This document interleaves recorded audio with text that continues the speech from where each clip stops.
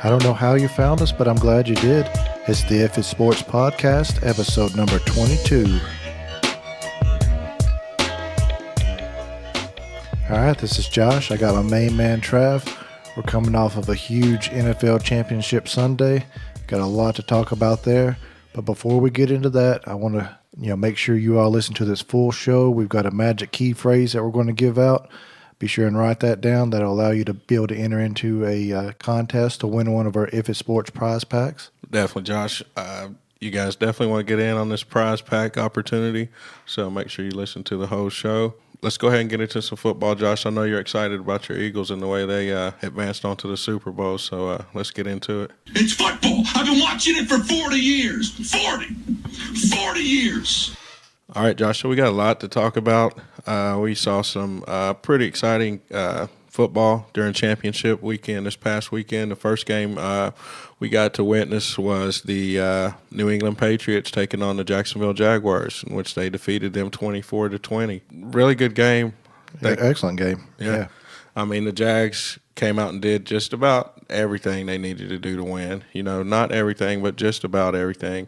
Once again, we just saw that veteran leadership of Bill Belichick on the sideline patrolling and, leadership of Tom Brady on the field in that huddle. So just in the end, the Patriots prevailed again. So, yeah. They did. I mean, you would think that to win this game, the Jags would have to play a perfect game. And they just about did. They had a couple plays here and there that didn't go their way, but overall, you can't fault the Jaguars at all in this game. Defense looked really good that first half. They controlled it on offense. They had 14 points that first half. They was looking really, really good there, I thought. Looking real good. I mean, overall, Jacksonville had 22 first downs. That was about 7 or 8 more than New England had. They held New England in a 3 out of 12 on third down conversions. I mean, if you would say a team, especially a New England Patriot team, went 3 out of 12 on third down, you probably wouldn't think they'd win that game, but some kind of way they did. Another big stat I thought in this game was time of possession. Jacksonville held the ball for 35 minutes and 8 seconds. New England only had the ball for 24 minutes. I know they did have some quick scores, which I think maybe skewed that just a little bit. But most of the game, the Jacksonville Jaguars controlled it. Yeah, and there were a few key moments in that first half. One of those being that New England score right before the half. I thought that was a big confidence builder for the Patriots. Not that they really need a lot of confidence builders, but swing the momentum, son. And I think it probably hurt the Jaguars' momentum more than it, helped the Patriots' confidence. But I think that was huge right before the half.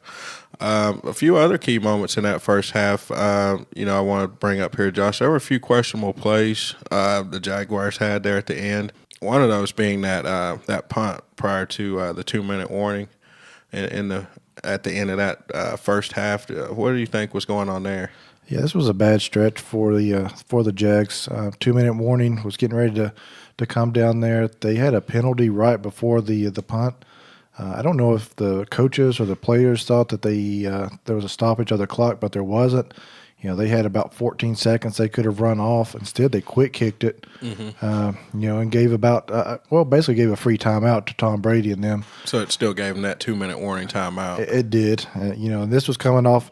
Even before that, there was a third down conversion that the Jaguars had there, where Broyles completed a pass, but they had a delay of game come on it. So it was the start of a bad stretch there for them. Definitely, yeah. It's definitely not good coaching there.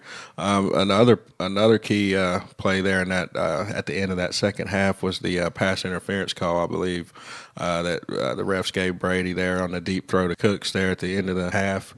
I mean, it looked like a lot of jostling going on between the defender and the receiver. I think it could have almost went as a no call in this type of a situation, this type of a game. But once again, we see the football gods kind of working in the Patriots' favor there. So, what do you think on that one? Yeah, that's a tough one. It's probably a call that they make a lot during the regular season. I think Cook basically got dominated on that play and got forced out of bounds. That would be the only thing that I would say. The defensive back from Jacksonville, once he's got the wide receiver out of bounds there, just lay off of him. Just try not to make any contact at all. It's easier said than done. They're in the heat of the moment and everything there. But Patriots got the favorable call on that one, put them in good position there, and they was able to punch it in real quick. Yeah, and I think I heard Boye after the game, kind of talking about that and saying that, how can he go all the way down the field with his hands, on him, and he's not allowed to really do anything, I mean, it's got to go both ways on that one, especially if it's not affecting the play. And like you said, it did look like he was out of bounds. The ball almost, was barely catchable. So it's got to be one of those you might need to let go in that situation because that's a big swing. Yeah, or offsetting penalties or something like that. I mean, that's a tough one to call on that one. And then there was one more questionable play at the end of that first half. What did you think about Jacksonville, after they got the ball back, after the Patriots score with about 55 seconds left on the clock, they decided to kneel those last two plays and just go in the locker room? Yeah, I mean, I understand the strategy that was behind that. You've got the lead against Tom Brady and them. You're on the road. Just be a little bit conservative. The only thing I didn't quite agree with or what had happened there from it was it set the tone for the second half. I think it put him in that conservative mindset, and that's sort of how they came out. They was really looking for the clock to run out versus, taking advantage of some opportunities there. I don't know. Maybe a good run with Fournette, see if he picks up some yardage on that first down, and then try to open up the playbook after that. But they just went and took a knee and, kind of just went in on a downer. Yeah. Taking a knee there. I think, like I said, I think you got to go at least attempt to go down the field, get a few completions, get something positive going into the end of that first half. That's right. See if you can get one of those pass interference calls or something. Exactly. So Gronk did go out late there in that first half. Also, I thought that would be a bigger difference in this ball game with him going out with the concussion. Second half didn't seem to really affect the Patriots too much. No, it didn't. And I don't think it did because in the second half, the Jaguars didn't get pressure on Brady. I mean, he was able to stand in there. That's his outlet when he is getting a lot of pressure on him. He's able to hit the Gronk. Gronk is a nightmare as far as the cover or anything like that. So, I mean, he's able to get the ball to him on some hot routes and stuff like that.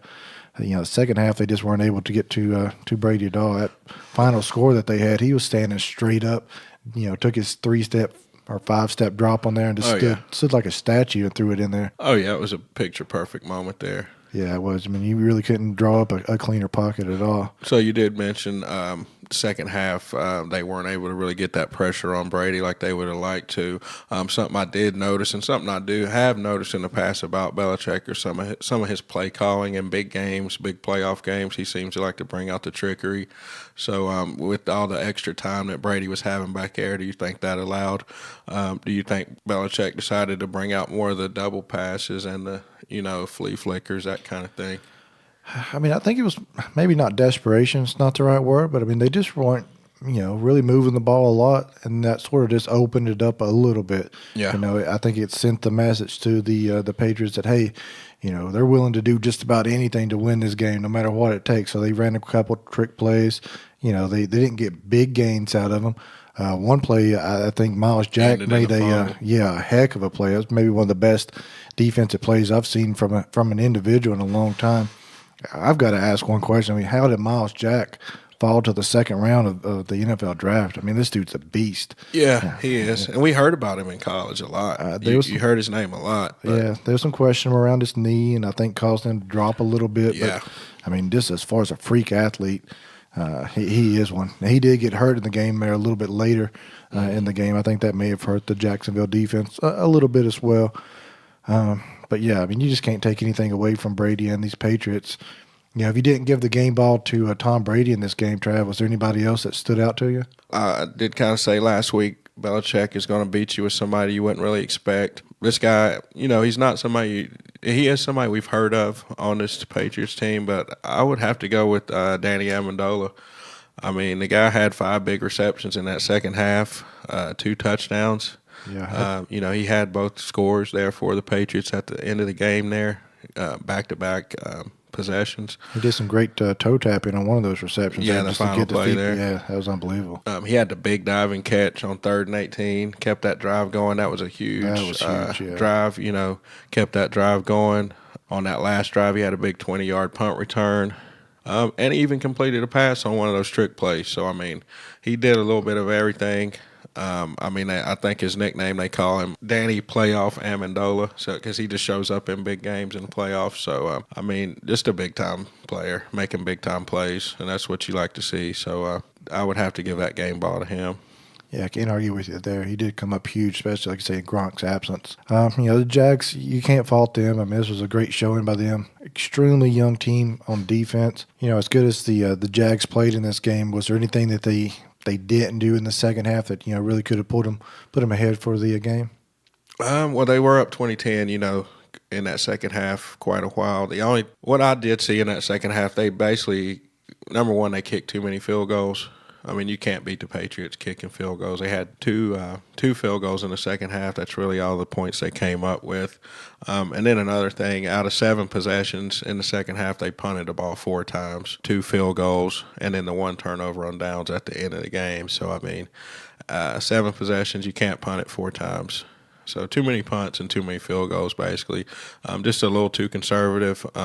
Blake Bortles just he didn't have enough completions in that second half. Just too many incomplete passes. Didn't keep enough drives alive. Even though his numbers were decent, he threw for almost 300 yards and a touchdown, but just not enough efficiency on third down to keep those drives alive, I think, is really what hurt the Jaguars. Yeah, they lost the field position battle as well. I mean, they were pinned in their end zone a lot of the times, and they weren't willing to open it up with Blake there at quarterback, I think. Yeah. That basically the Pats, they stacked the box on them. Yeah, so, we talked about this in some of our earlier episodes before the season, I wasn't really high on Bortles, going back to preseason.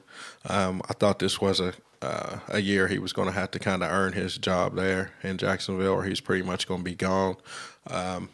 After leading his Jags to the AFC Championship game, do you see him being around next season? Man, it's going to be an interesting call on this. I think he had a good game. I mean, you can't put any of this loss really on his shoulders there. There's a couple plays here and there, but they're just football plays that weren't made. You know, he didn't lose this game for him. I don't think he lost the game. I just don't think he did enough. I don't know. I mean, I think you got to maybe look at the free agency market and see if there's a quarterback that you can go out there and sign. I don't think that you're going to let this guy go and draft a first-round draft pick. I don't think the Jags are going to be able to get one of those Darnold or Rosen or anything like that.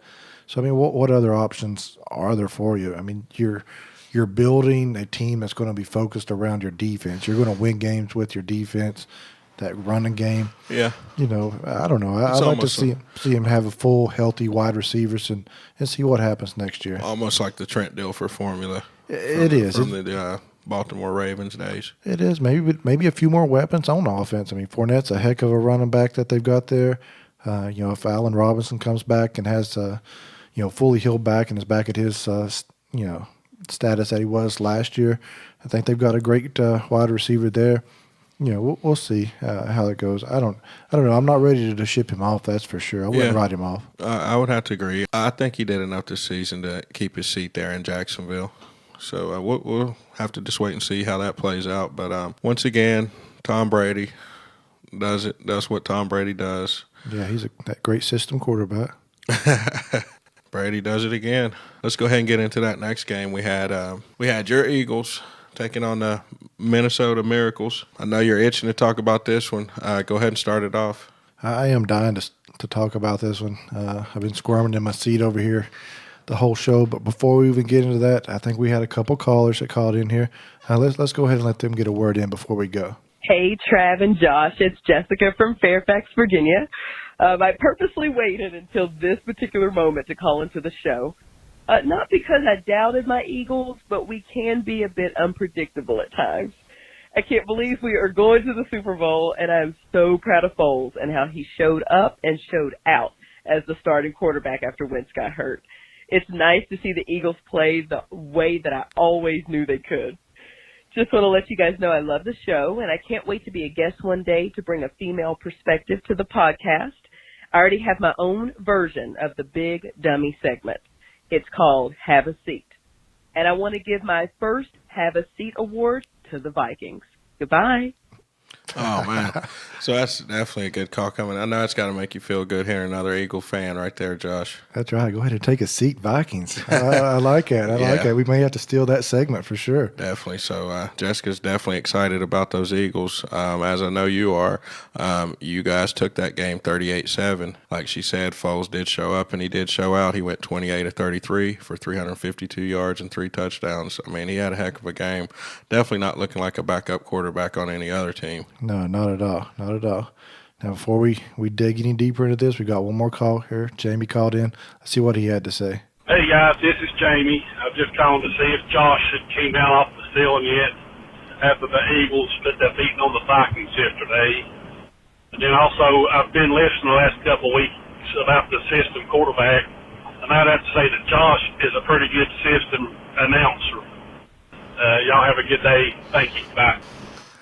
Jamie. Yeah, that's right, Jamie. I'm all about the system. That's the only thing that allows me to be successful here is the system that Trav set up for us. So, yeah, I'm definitely a system podcaster. And, no, I haven't came down off of my high yet. He's still up, Jamie. I'm crazy on this one. I'm trying to get settled in, though, because I do want all of us Eagle fans to not be happy that we're going to the Super Bowl. It's time the Eagles win a Super Bowl.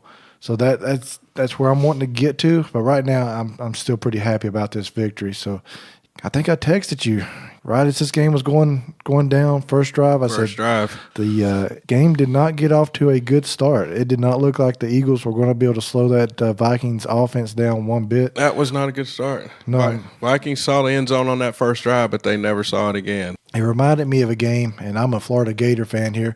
We had the 2006 National Championship game. Kickoff of that game that went to Ted Ginn Jr. He ran one back for a touchdown. And I was like, oh, man, what are we in for on this one? Everything settled in right after that, and the Gators able to get a huge victory out of that. I don't think Ohio State scored, or if they did, it was maybe a field goal or something late. So that was how this was. That first drive, Murray was running the ball good. Keenan was doing some play action, was able to get out, got a big touchdown to their tight end, Rudolph. But then, Nick came back, drove him down the field. Yeah. They got a good score on that one. And then after that, everything was just clicking for the Eagles on offense and defense. They shut down the Vikings rush game after that. And to me, that was really what won the game for them, was shutting down that rushing attack. Yeah, I think they held McKinnon and Murray to like a combined of 58 yards. That's huge. Huge. So, I mean, it was practice field work for them. I mean, they were running plays like they were on the practice field, like no competition out there. It was like everything was working for them. I hate to say it, but y'all look good. Y'all did look good that game. Y'all held Keenum to a 28.6 on his QBR. I mean, you can't come into an NFC Championship game with that kind of QBR and expect to win. No, they took the big plays away from Thielen and Diggs. They didn't really hurt him that game. The running back, McKinnon, he had a couple catches there, and he got a few yards. He looked good early. But they were keeping him in check on that one. And, defense was getting to him. They made a couple picks on Keenum. So, yeah, I mean, I was just really excited on all aspects of the game for the Eagles. Something I alluded to you and our listeners last week was that, that Minnesota Miracle we witnessed last weekend. Right. Miracle in Minneapolis. Was that going to be too much on the Vikings? Was that too much for them emotionally last week? Was that kind of like their Super Bowl? And I think that might be kind of what we saw. What do you think? I mean, I want to say no. I mean, I would think it would be more motivation because you've got that feeling of what it's like. They felt like they were going to lose that game. Yeah. They should have been able to take that feeling and carried it in to the Eagles game and not let that feeling come in there. And they looked sharp out of the gate. But I mean, I don't know. It was tough. I kind of said it in the last show about the dome. I think this dome deal is huge. I mean, right now, the last couple of years, the outside games, when you're a dome team coming in to playing outside, they're 0-12 now. I mean, they're just not getting it done. So, I mean, if you're a dome team, you've got to have home field advantage throughout the playoffs in order to, ensure success. Or get you a practice field outside or something. Yeah, you're going to have to start playing outside a little bit more. So I think that is a huge deal. Not to take anything away. I mean, I just think the Eagles went out and won this game. I mean, they buckled down. They did what they needed to. Keenum, he isn't going to I mean, he's a good quarterback and everything, but they was able to get enough pressure on him, rattle him. He's a shorter quarterback, so his throwing lanes weren't clean. And I think they were able to really execute the game plan that was needed to do to beat Keenum. Yeah, and that's the questions I had after this game. Where was that number one ranked defense that we saw all year? I don't know. I mean, they just looked a step slow the whole game. I don't know. Like I said, I think the emotion of that last game was just too much, and they just didn't have time to recover. I mean, that takes a lot out of you. It does. A lot of extra press they probably had, celebrations. I think a couple of the defensive backs were banged up a little bit too. Maybe not official injury report stuff, but I don't think they were 100% healthy. No NFL player is this time of the year, but No. I think it showed just a little bit in this game too. Yeah. Foles was impressive. He was able to extend plays. He was very Wentz-like in this game. He stayed in the pocket, stepped up, moved around, and made big throws. He had Alshon Jeffries twice for touchdowns in this game. If he can come into the Super Bowl playing like that, man, I really like our chances. Yeah, definitely. I think Foles proved he belongs, as the Philly starter right now. And he's led that team after taking over in Week 13 for Wentz. Now he's a starter in the Super Bowl, so unbelievable. Yeah, unbelievable. So, yeah, it's definitely on the up and up for Foles at this point. I think he might be able to, sign wherever he wants to. Do you think he's going to stay in Philly, or you think he's out? I think we'll see him in Philly next year. He's got one more year on his contract there, at least guaranteed on it. Wentz, he'll be going into his third year. He's had an injury here. So, I mean, it's good to have a seasoned veteran as a backup on that. And he's not killing them on the salary cap. So I do see him staying in the Eagles organization next year. After that, he may be able to go out and cash in on a big paycheck. But, I think we'll see him there next year. All right, Josh. So before we leave this game, there's one thing we need to touch on concerning this game, and it involves one of your players. Right. I think his name's Lance Johnson. Yep. All right, not the cyclist. No. That's Okay. Lance Armstrong. All right, so now we're not doing a big dummy segment this weekend, but if we were doing one, this guy could possibly make the lineup because we already talked about Jalen Ramsey last week, talking big, giving Belichick and Brady bulletin board material. Looks like Lance didn't learn from that mistake. What'd he say? Lance is giving Belichick and Brady more bulletin board material, and this is a quote from Lance. Pretty boy Tom Brady, the best quarterback of all time. Nothing I'd like to do more than to dethrone that guy. I mean, Tom's a good-looking quarterback. He's a handsome guy, Right. But you don't. He's no Jimmy Garoppolo. He's no Jimmy G. No. But the thing about it is, even when people offend the Patriots, they have to do it in a nice way. It's like they're scared to offend these guys. They're scared to even really talk too much trash. So he's giving the guy a compliment. Pretty kind of a backhanded compliment maybe, but pretty boy Tom Brady, best quarterback of all time. Nothing I'd like to do more than dethrone this guy. So that's on the bulletin board right now in Foxborough. You can guarantee that. It might be. We'll see how it goes. We've got 2 weeks between now and the Super Bowl. There's going to be probably a lot pop off out of everybody's mouth. So I say there'll be some more bulletin board material that goes out for sure. Definitely. But before we get out of football, let's take a look at the Super Bowl. We're not going to dive deep on this. We're not going to give you out any keys to victory or anything like that. But, let's go ahead and take a look ahead. That's going to be played Sunday, February 4th, 6:30 on NBC. We've got the Philadelphia Eagles taking on the New England Patriots. Timberlake during halftime. Yep, everybody will love that. Well, last time he was on there. Is he popping right now? I think he's got a new album or something out, so we'll see what Okay. that goes. All right. No Janet Jackson appearances? Man, I hope so. But it looks like this is going to be a rematch of Super Bowl 39. I don't remember when Janet and Timberlake were on there. It was but a few years back. That was a few years back, but this is going to be when Philadelphia lost to the Patriots. I think the score on that one was 21-24. This was the TO year at rematch, Philadelphia. The Pats are opening up a 5.5-point favorite on that. So I don't know about that. I'm gonna have to disagree strongly with that line. Well, you've been underdogs the whole playoffs, so Or the home dogs. You probably want to keep it that way. Yeah, don't go out as a favorite right now. No, let's keep that mentality. Yeah. Is there any storylines that you're looking at here? Just quickly looking at. Just right off the top, I mean, you got to look at the Brady versus Foles matchup. Pitting quarterback against quarterback. you got Brady the GOAT going up against Foles the Ghost. Oh, the ghost. The guy that, has been written off, by a couple of teams, but he's back now, and he's trying to make his name. So, Brady 5 Lombardis, Foles no Lombardis. Definitely a mismatch at the quarterback position during this game. So definitely interested to see how that matchup plays out. Yeah, I hope it doesn't come down to the quarterback play. I mean, if it just head-to-head it's quarterback, going to come down to the quarterback play. I think this Philly D can make some plays on that. I think the ground game from Philly is going to be able to rack up some yards. So I don't think we're going to have to put all of this on Foles' shoulders. But nobody ever does. Yeah. No. We'll Nobody see. ever thinks that they're going to have to put their quarterback up against a Brady-led team, but eventually it comes down to that because Brady's going to make his plays. We hope so. The other quarterback has to make his plays, so we'll see. We'll see. He's going to be there. He's going to answer the bell in this one. Okay. Another storyline I know you're definitely, and we kind of just hinted at it, you're kind of looking at as the Eagles, the home dog mentality. Yeah, that's got to keep that. I mean, that's what has got them this far. They've had that chip on their shoulder. They haven't got any respect at all. I mean, they were the number 1 seed playing a 6 seed Falcons, home dogs. They had the Vikings that just barely escaped against the Saints. Coming to Philadelphia again to play in the championship. They were an underdog in this one.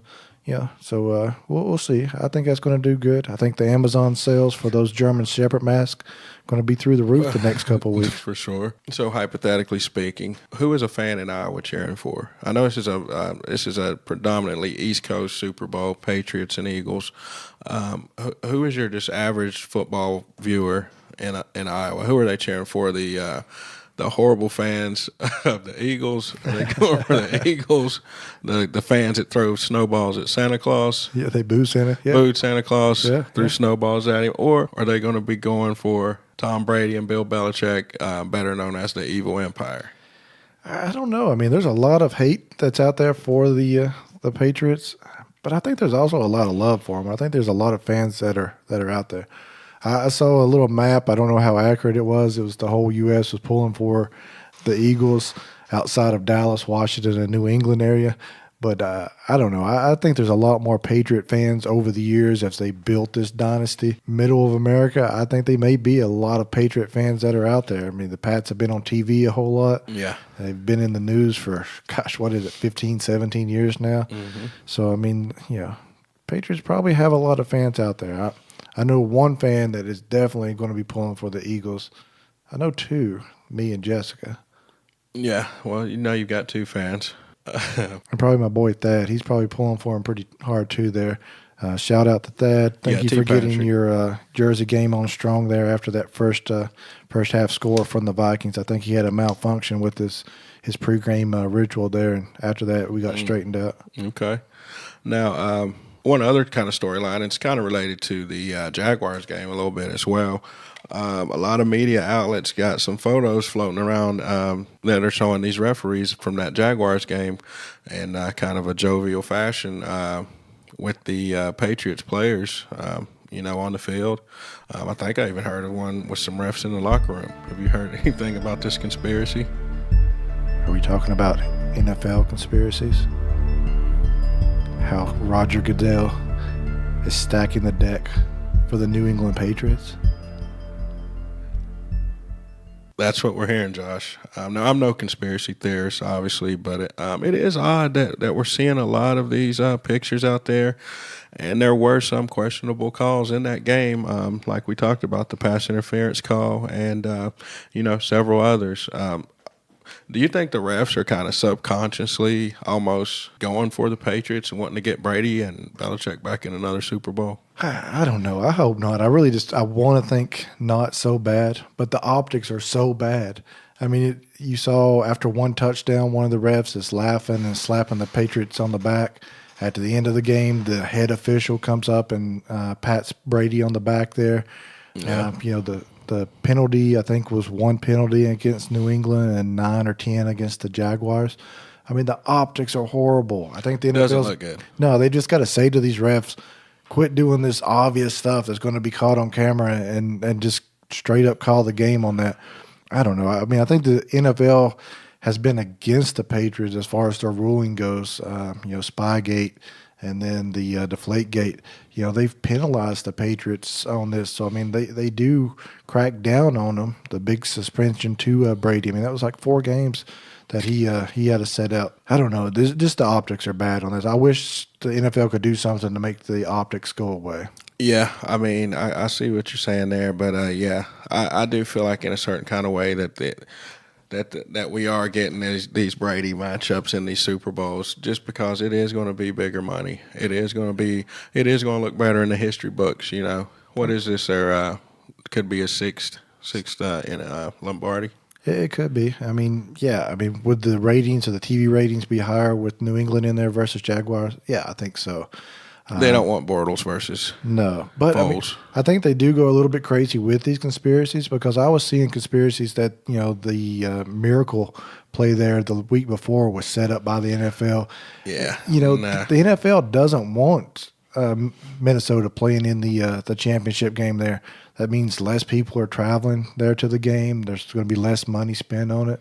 I mean, the home team there, that's not going to be as good on it. So, I mean, sometimes it gets a little bit crazy with the conspiracies. I don't know. I think the NFL definitely has to look into the fanboy referees that they have when it comes to a Patriot game there. Just go out there, do your thing. Maybe after the game, when you're in the tunnel, slap him on the back or something like that. But on the field, we don't want to see that get caught on camera. Yeah, it's a little too much. All right, Trav, we're ready to give back to our great listeners.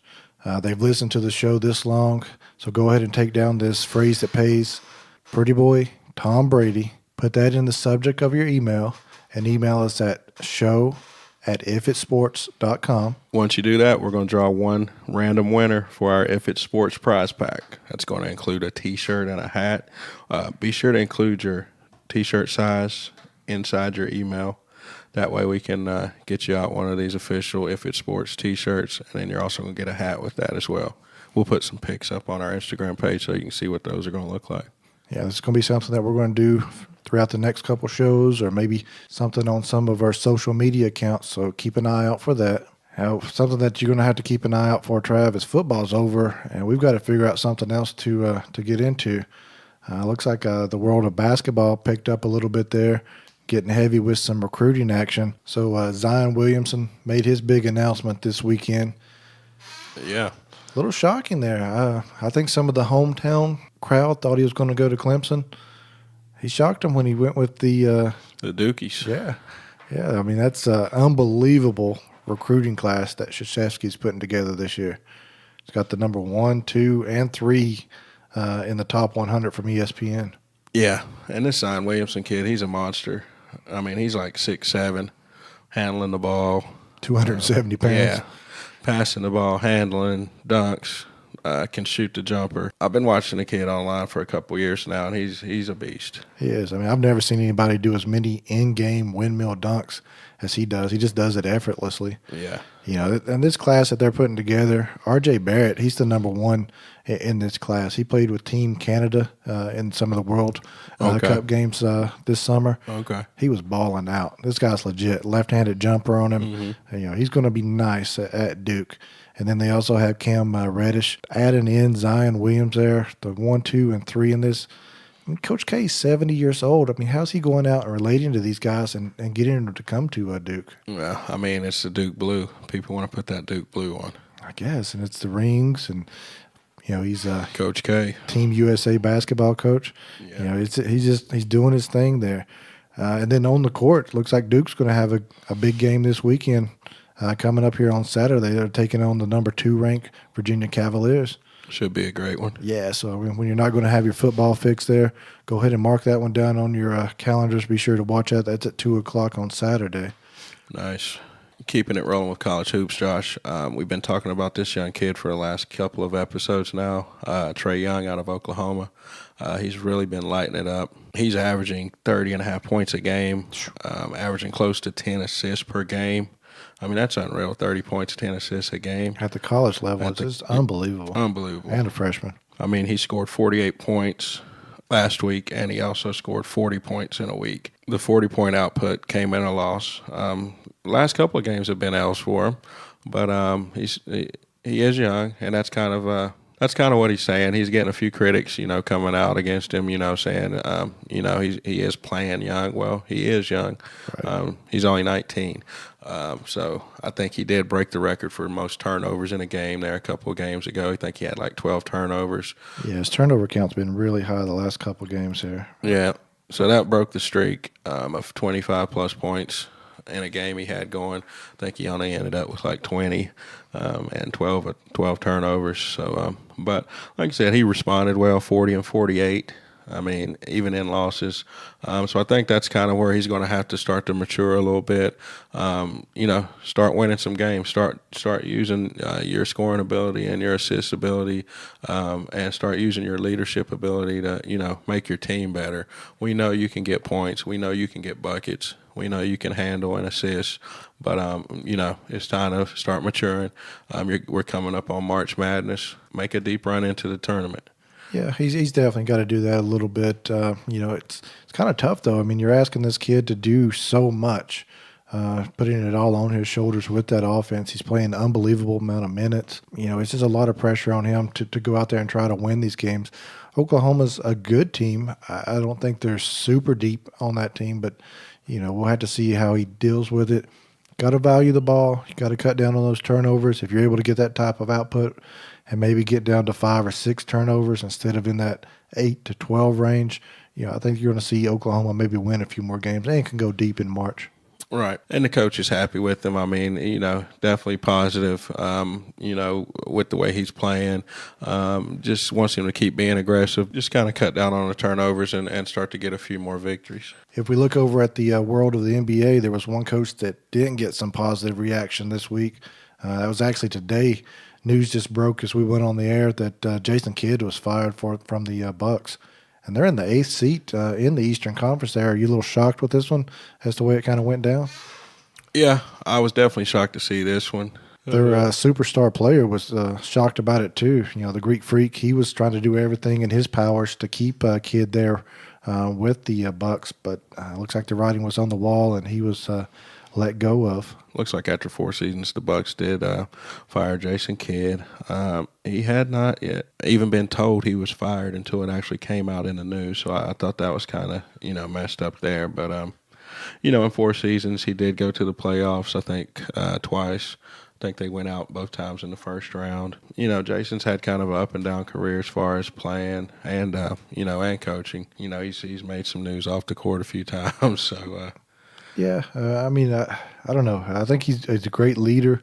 I think the players definitely liked him. I think he probably clashed a little bit with some of the ownership group and the general manager there, and ultimately he lost out on this one.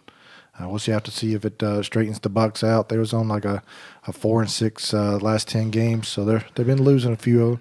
See if they can hold on to that 8th seed. Still holding on to a playoff spot, so we'll, be interesting to see who they bring in to lead this team from here on out. That's kind of what shocked me. You make this move, but you don't have anybody to really fill in for him. One of the assistant coaches is going to fill in for right now, but I think they're going to let him play out for the rest of the year and then maybe make the decision in the offseason. I would think I would ride Kidd out through the season and let him go at the end of the year. But I know, but the owner, he just he feels like there's only a small window, a small window of opportunity that you have, to make your team a great team, and he didn't want to wait around for that anymore. So he made the move. That's right. Now there was a lot of guys in the NBA making moves.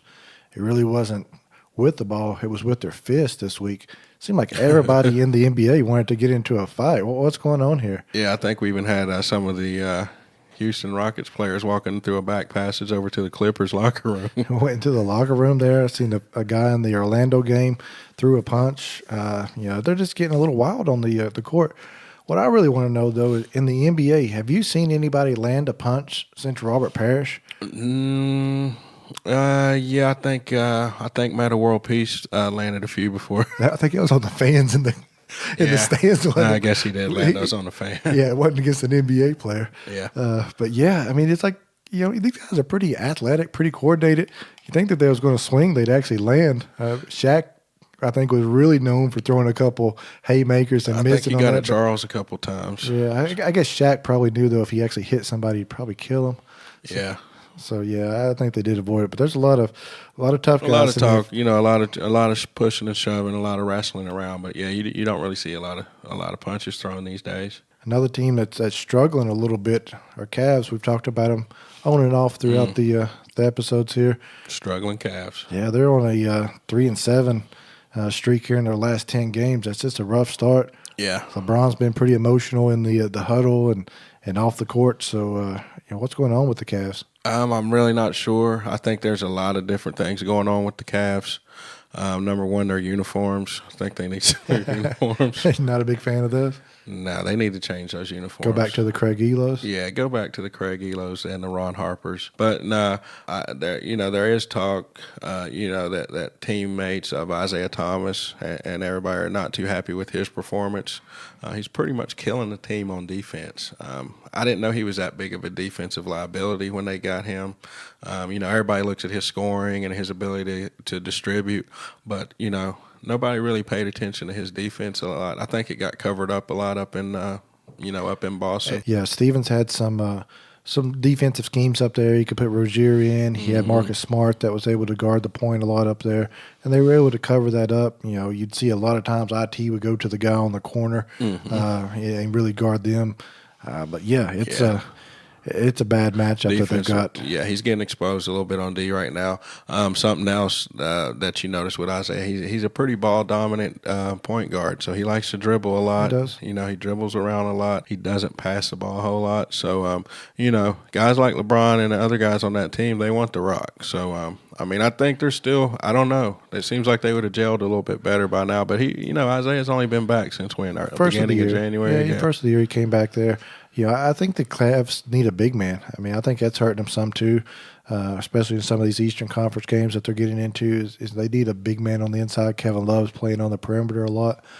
Tristan Thompson, he's a good player, but he isn't dominant. There's some trade rumors that they're wanting to go after Jordan from the Clippers, but the word I've heard is that the Cavs really don't have anything, or they're not willing to offer anything that the Clippers are interested in. So we'll have to see how that plays out. But I think DeAndre Jordan right now is the hot commodity in the trade market there. About 4 or 5 teams that are trying to go after him. Outside of that, I think we're just going to see a lot of good regular season games going on in the NBA. Yeah, and then we got the All-Star break coming up soon. So definitely a lot of teams looking forward to that break. Yeah, that'll give them a little break there, regrouped. Make that final run for the playoffs. All-Star game this year is going to be pretty interesting the way that they're splitting it up. Curry gets to pick a team, and then is it James that had LeBron gets to pick a team. Yeah, so. be interested to see who they get. I think Curry's got to go with his first pick, his teammate, right? He's got to pick Durant. You got to go with your teammate. You don't want that. You don't want to go back to the second half of the season and Durant's like, why didn't you pick me, man? Yeah, you probably don't want to have LeBron and Durant on the same team either. You don't want that. So yeah, definitely pick KD after you've seen the way he performed at the Rucker. Yep. Rucker Park that year. So yeah, you definitely got to pick KD. I think they got the black uniforms and the white uniforms. It got leaked today. They weren't supposed to come out, but yeah, it did get leaked. So yeah, that'll be interesting. Nice. Now we're already talking about the All-Star game for the NBA. We didn't even mention the NFL Pro Bowl. Nah, not really much to mention unless they're going to have the old school players and the celebrity flag football game, the DirecTV flag football game. That's the one I want to watch. I want to watch the old Rock and Jock MTV deal that they used to have. That was about the only thing that had me interested. But, man, the Pro Bowl just never does anything for me. I don't know why the NFL does that. I think it's rough on the players to have to go out there and do that. And then it's just, I don't know, it just doesn't really bring anything for the fans. These guys don't want to hit out there. They're basically playing two-hand touch. They might as well go ahead and turn it into a flag football game. Yeah, if they mic up Dion on the sidelines, that's a little interesting, a little trash talk. But outside of that, that's about it. So we'll probably talk about that next week there. Big week next week. We're definitely going to have to preview the Super Bowl. We'll get into it, give some keys to victory for each team. Maybe you will. I'm only doing the Eagles. I don't think the Patriots have a key to victory. Well, I'm definitely taking the Pats. I'm sorry to inform you that, but... Oh, you already giving out your Super Bowl championship pick there? All right, so yeah, I'm taking the Pats. Okay, well, I think it's no surprise that I'm taking the Eagles on that one, so we'll have plenty to talk about on that. Baseball Hall of Fame vote comes out on Wednesday. We did our sample ballots. We'll see how far are we off on that. We'll have to see if Bonds or Roger Clemens gets in on this one. I'm interested to see on that. That's really what what's intriguing me is baseball finally forgive them for the steroid era. Yeah. What plays out in college basketball and the NBA, there's definitely going to be some March Madness creeping up on us. Yeah, a lot of in-conference play there, so some good action is going to take place over the next couple of days. And then if there's something that you want to hear from us, give us a call in. We'll be glad to talk about any topic you want us to. You can reach us at 276-415-0029. Or hit us up on our Instagram page. You can hit us up on our Twitter page. Or you can hit us up with an email. Reach us at show@ifitsports.com. All right, Trav, I think that's going to about do it for us. Yeah, I think that's it, Josh. Let's go ahead and get up out of here, man. Thanks for listening, and if you enjoyed the show, please help us out with a subscribe on your favorite platform. To find all our listening services and social media accounts to follow, check us out at our website, ifitsports.com. Select the Listen to Podcast link from the top menu. And remember, if it's sports, we're talking about it.